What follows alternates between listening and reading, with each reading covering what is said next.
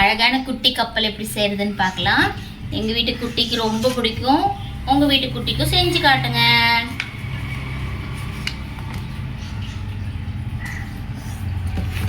இப்போது paper rectangle ஷேப்பில் இருக்குது, அதை நம்ம ஸ்கொயராக கன்வெர்ட் பண்ணி கட் பண்ணிக்கணும். அதுக்கு இப்படி ஹோல் பண்ணி இந்த எக்ஸஸாக உள்ள பேப்பரை கட் பண்ணிட்டோம் அப்படின்னா அழகான ஸ்கொயர் ஷேப் கிடைச்சிடும். இப்போ இதை ஹாஃப் ஃபோல்ட் பண்ணணும்.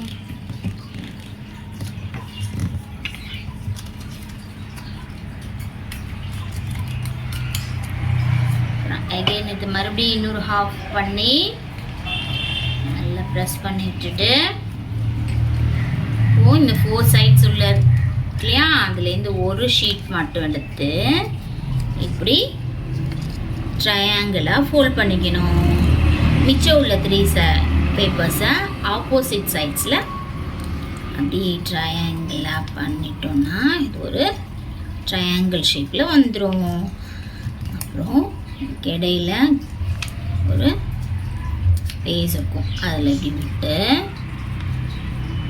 அது வந்து ஆப்போசிட் டைரக்ஷனில் ஃபோல்ட் பண்ணி 2 பக்கமும் இப்படி பிடிச்சிக்கிட்டு அழகாக இழுத்தோம் அப்படின்னா ஓகேவா. இங்கெல்லாம் கொஞ்சம் ப்ரெஸ் பண்ணி விட்டுரும். அழகான குட்டி கப்பல் ரெடி.